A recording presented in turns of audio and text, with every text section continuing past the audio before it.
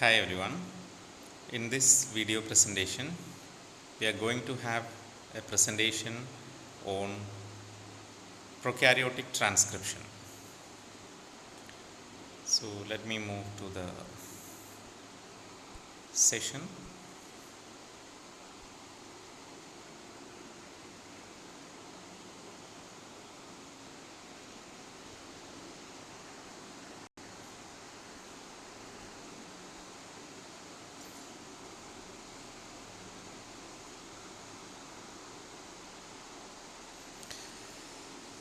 So transcription is in prokaryotic organism is a common event, and for the discussion we need to know some background information about these three factors.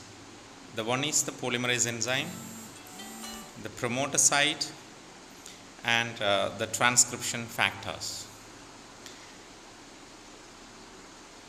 The enzyme, in the previous video we already had a discussion on all those things. Still I'll be giving a short description on those.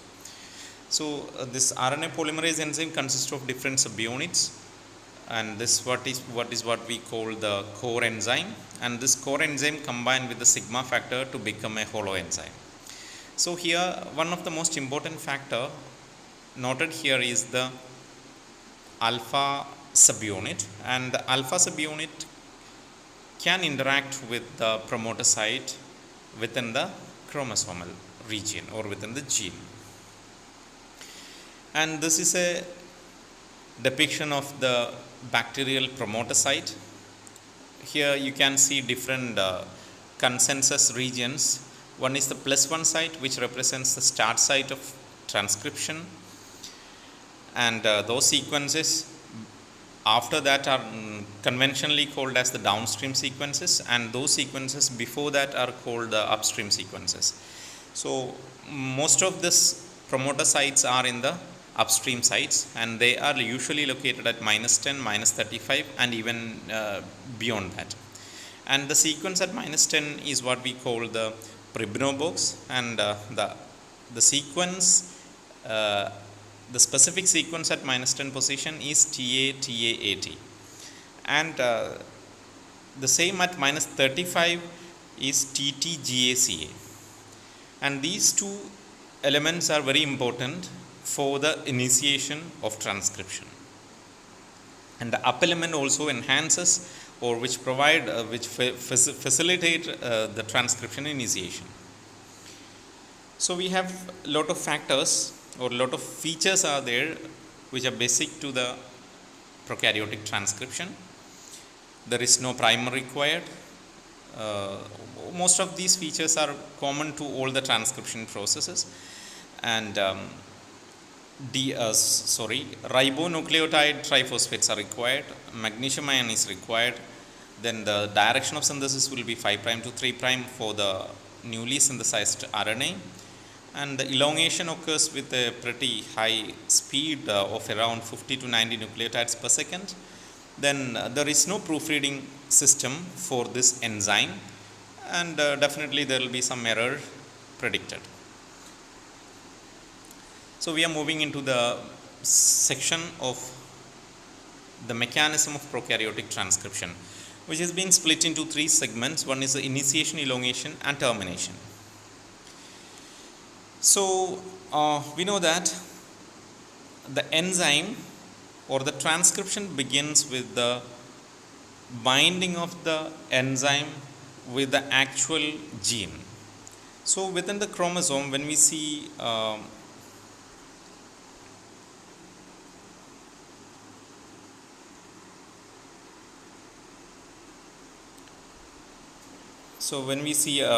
gene,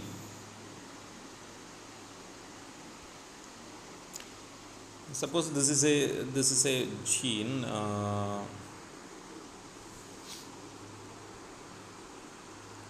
this segment of DNA, and this much portion represents a gene within the chromosome, and this gene covers not only the coding sequences but also there are certain regions. Suppose this is the site from where the transcription begins, and there will be certain sequences maybe here and here. All these are collectively called as the promoter sites.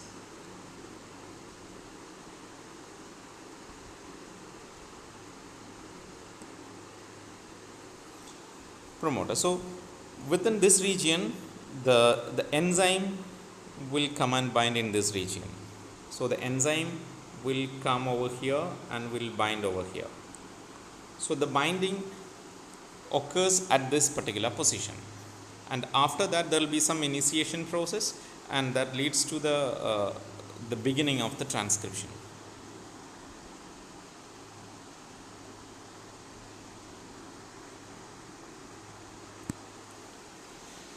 So this promoter is very important for every gene, because without the proper promoter no initiation is possible.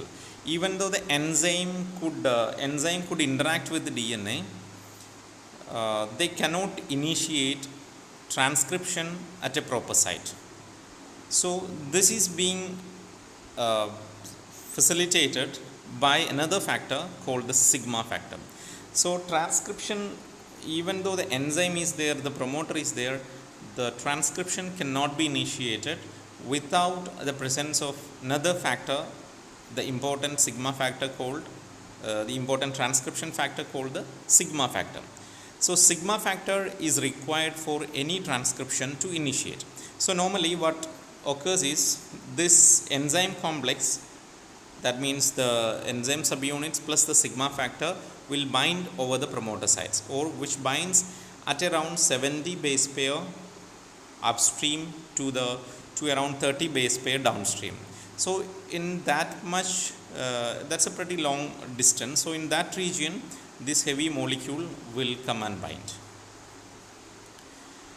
So this is the event by which normally usually the alpha subunit comes first, that interact with the corresponding sequences in the promoter site, followed by the beta subunit, beta dash, omega, and finally the sigma. And the interaction of sigma actually helps the polymerase enzyme to actually recognize the promoter site, and actually this enzyme scans the promoter sequences and will find the start site for transcription to begin. So once these enzymes are bound over this particular structure is what we call a closed complex. So in a closed complex, the DNA will be intact. That means the DNA duplex will remain as such, and the enzyme will bound over the promoter site, and this enzyme would have covered the +1 start site also. And this slide shows you some of the molecular details of the interaction of the sigma factor and also the alpha subunit with the promoter site. You can split the sigma factor into 4 different domains, and each domain will interact with the specific sequences in the promoter region. You can locate the interaction with the corresponding color region, color code. The yellow portion, that means that this yellow portion will interact with the discriminator sequence, that is somewhere around the initiator site, and the other portions you can see correspondingly. The domain 2 interact with the -10 region, like that, and domain 3 with in between these -10 and -35, and the other one at the -35 region, that means the domain 4. And similarly the alpha subunit interact with the up element, that means it is little bit upstream to the promoter site. So you can see that. So it is like so here is the DNA with the sequences, and suppose this is the gene to be transcribed, and here is the promoter site, here is the one promoter site, here is the -35. So this is 35 and this is -10. and suppose this is the up element. So this is up element, and this is minus 35, and this is minus 10. So if so, the interaction occurs in such a way that the enzyme initially, and suppose this is the plus one side, this is the plus one side. So the enzyme comes in this region. So the enzyme bind in such a way that it covers all these regions, but actually the interaction is specifically, that's what shown there. That means there will be interactions of the sigma. Suppose I am taking a different color for the sigma. Suppose this is the sigma. Sigma will interact in these regions. Sigma factor will interact in this region, and the alpha subunit, and suppose this is the alpha subunit. Alpha subunit interacts over here. Alpha subunit interacts like here. That means in the upstream sequences. So the rest of the sequences, the other sequences will form an overall structure. So this will be the pattern of interaction of the polymerase enzyme to the promoter site.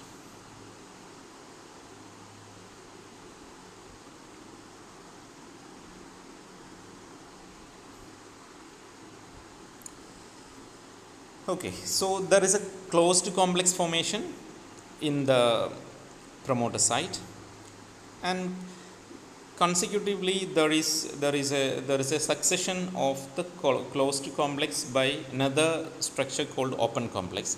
This is nothing but in relation to the DNA duplex. We can easily understand what is closed and what is open complex. In closed complex, the DNA duplex is in the duplex form, that is in the intact duplex form. There is no opening of the helix. But in case of an open complex, there is a slight opening because of the activity of the polymerase enzyme, usually because of the presence of the beta and beta dash subunits. There is an opening of a short stretch of segment, somewhere around 18 base pairs, which is spanning the start site, will be melted because of the helicase activity of this enzyme. Because of this activity, there will be some opening in the promoter region, and this particular structure is referred as the open complex, right? Then, so this will be the entire story.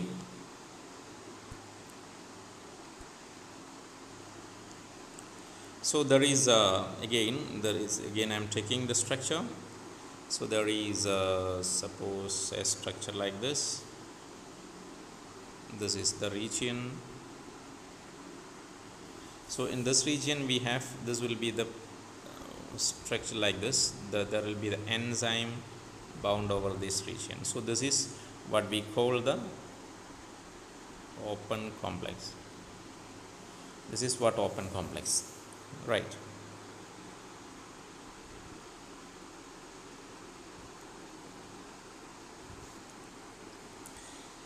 So this covers the plus 1 site. Minus 10 region will be here, minus 35 will be over here, up element will be here. So all those structures will be present within this.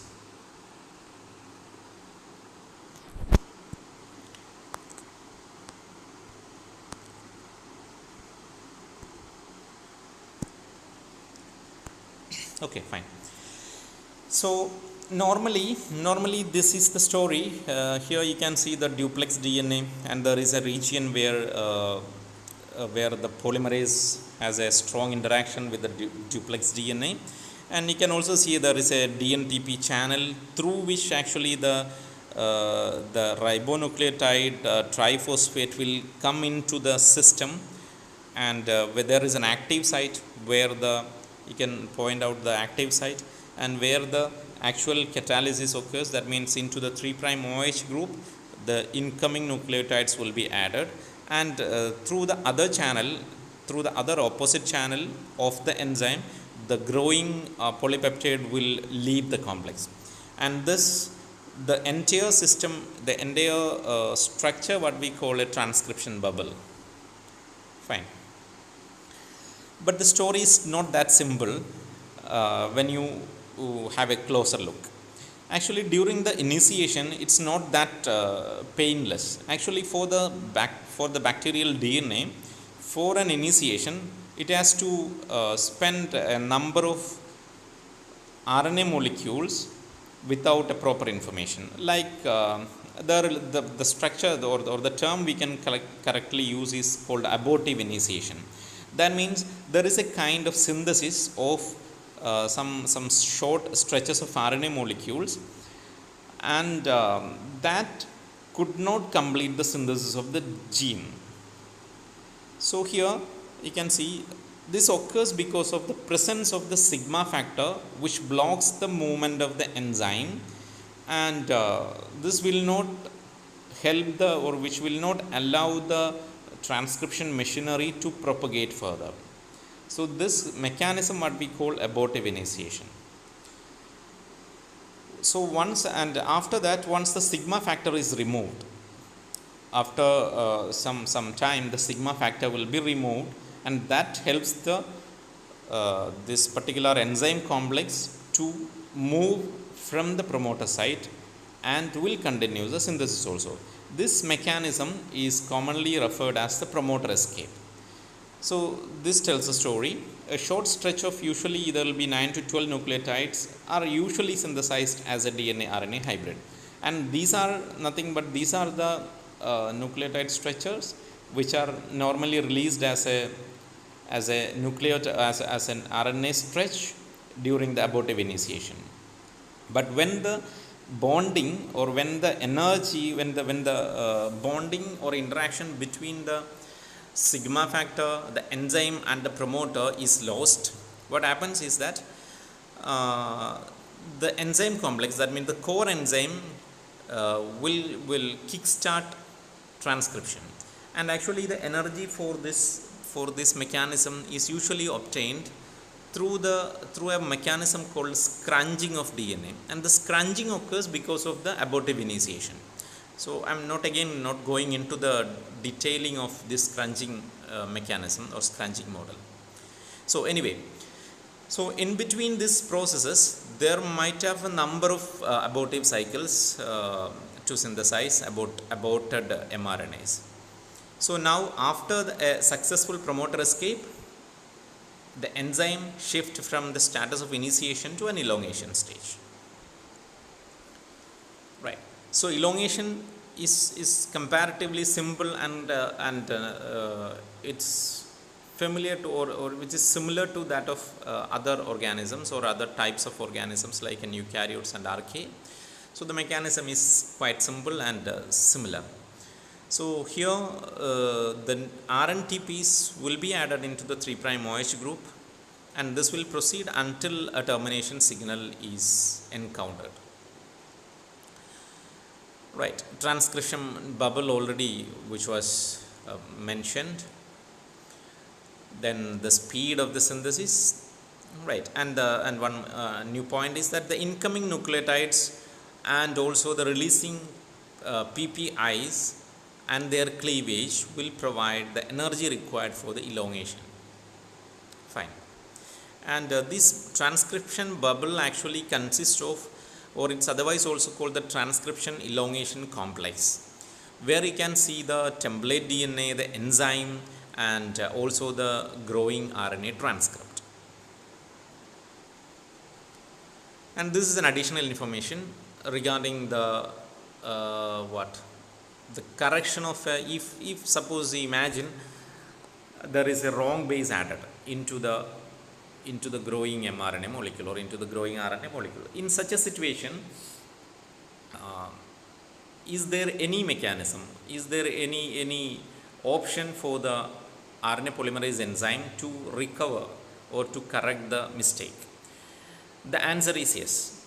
And the RNA polymerase enzyme has an internal mechanism called backtracking. As I already mentioned, the enzyme doesn't have a separate domain for the proofreading capacity, like the 3', 5' or 5', 3' proofreading, which are completely absent in case of RNA polymerase. But internally, the catalytic subunit or the catalytic active site of the enzyme will have an internal mechanism called backtracking capacity.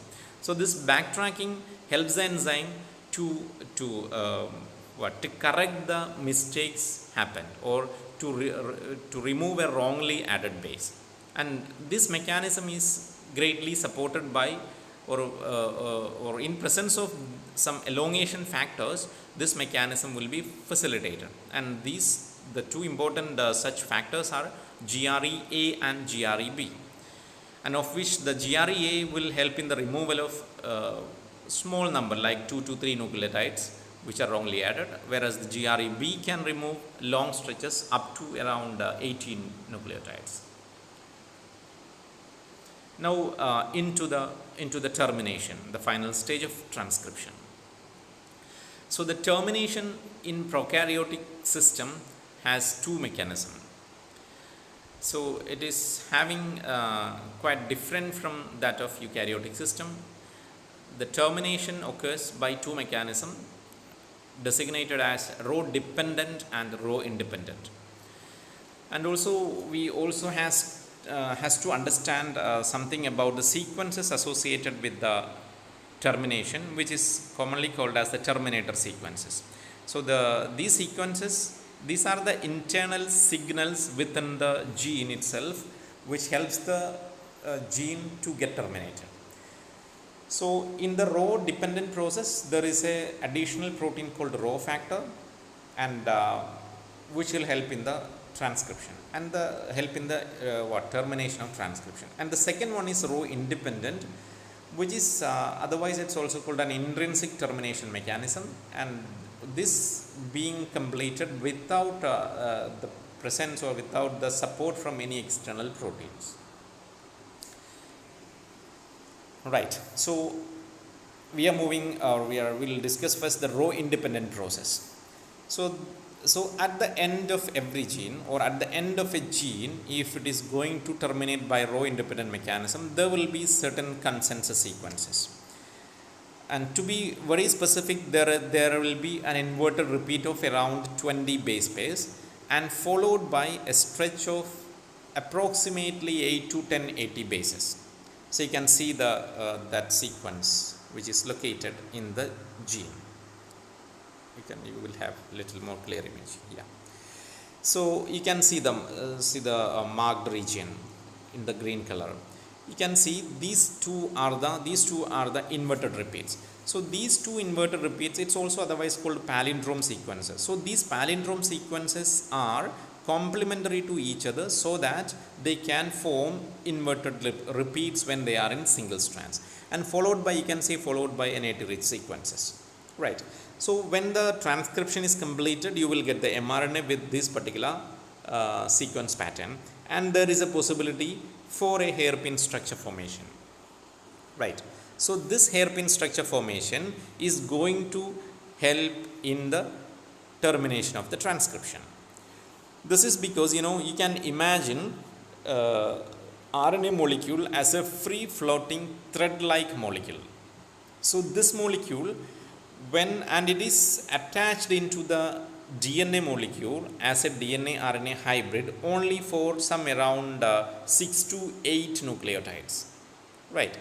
So as already mentioned, there is a AT sequence in the DNA, which means that in the hybrid position, location in the transcription bubble at the end of the gene, the bonding will be AU base pairing.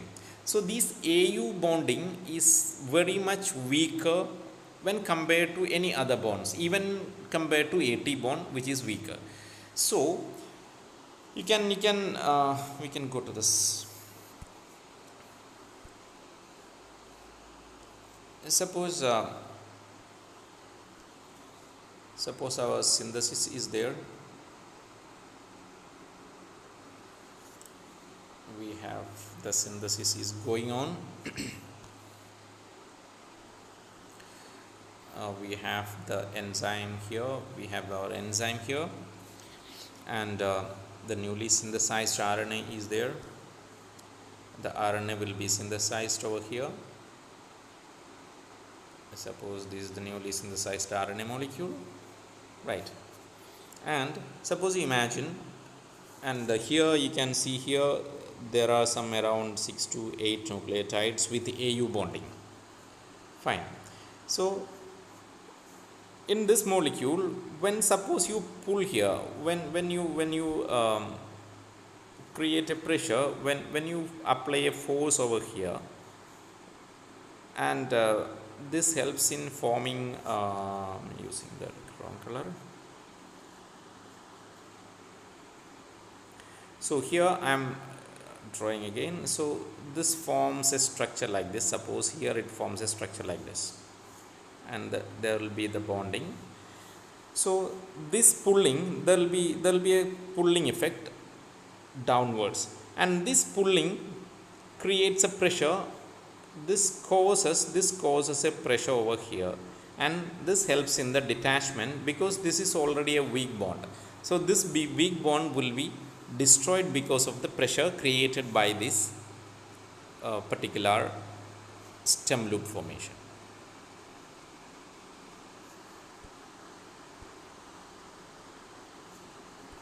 Right. So this is what's shown here. So you can see the stem loop formation over here, and also the that AU bonding. Right. So this clearly explains how the row independent process of transcription is being, or row independent termination occurs. Now we are moving into the row dependent process. Here an external protein called a Rho protein is associated with the termination process. Rho is simply an hexameric protein which has affinity to single stranded nucleotides, and which has two internal capacities. One is helicase activity, the other one is an ATPase activity, and which binds to a specific sequence in the RNA called the RUT sequence or RUT site. That simply stands for Rho utilization site. Fine. So this is what this Rho factor. This is a ATPase and a helicase protein which can bind to the RNA molecule and which also consume energy for this process. Right. So this hexameric protein binds to the RUT site, and usually the RUT site is marked with the presence of a stretch of cytosine residues, and this region usually located some around 100 nucleotides from the hybrid position, and usually that particular position is similar to that of the AU rich region in the row independent process, so which is what we referred as the row sensitive site. Fine.